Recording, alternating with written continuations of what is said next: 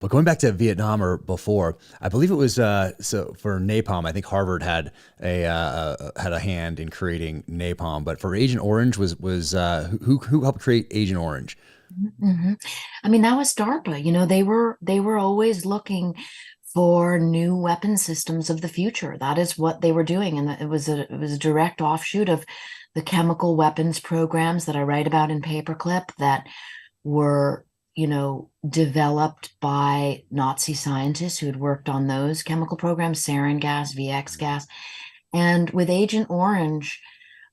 It was a DARPA program. I mean, the details are very interesting, and I think it's worth reading about specifically, right? But the program, essentially, it's environmental warfare, Mhm. was so vast and so complex, and I don't. It's such a touchy subject. I mean, for obvious reasons. When I went back to Vietnam with Billy Waugh, when I went to Hanoi, I met with a number of communist officials to talk about covert action. And the first question that every official asked me was about Agent Orange and Really? what America's position on was it. And I'm just going to direct people to the book because I just wouldn't even Yeah. want to remotely get anything paraphrased incorrectly, because if that isn't a cautionary tale Hmm. of a weapon system that should never be approached, right? And I say that because I think right now, when we, if one considers biological warfare and the possibilities that have come to be since I have written books that have covered biological warfare, a decade ago, right? We are in a new domain with synthetic biology, with CRISPR, with gain of function research. We saw a bit of it in COVID. Yeah. And these are issues that absolutely must be discussed transparently on a national level, because people are worried about AI. Wait till they find out what synthetic biology can do. Whew. And give us the two-sentence version of what synthetic biology can do. What is that what keeps you up more than anything else? I was going to ask that later. What concerns you after doing all this research and then all the books that you haven't Mhm, yet written? mhm. What things concern you the most Okay. for our kids? Well, we're both parents, right? So you have read the opening pages of the Pentagon's Brain and read about watching the Castle Bravo bomb explode, Hmm. right? And read about eyewitnesses who told me they saw their fellow scientists as skeletons because, one guy couldn't look at the bomb because he gave his glasses to another Mm. guy. So he had to turn and look at the scientist and not the bomb. And the flash, the X-ray flash, made everyone appear to him as a skeleton.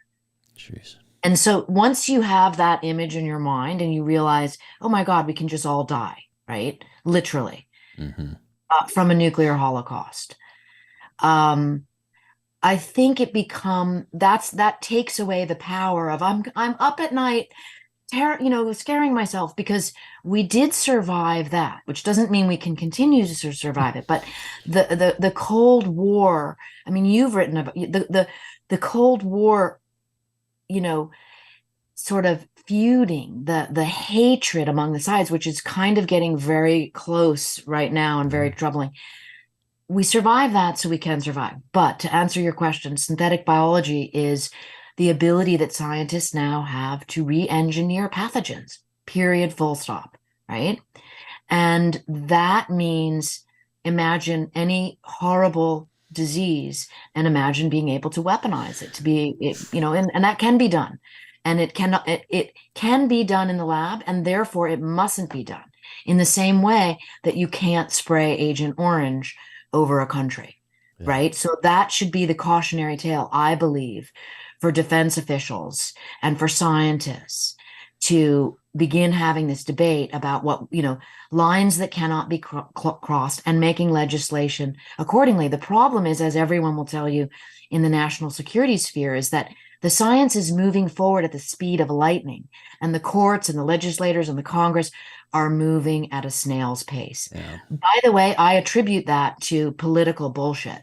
So that's why the only thing I can do in that arena is simply not enter the political debate. People all the time try to get me to comment on the president, this president, that president. And I won't do it because it's more important to me to talk about, oh, what are we doing about synthetic biology? Right.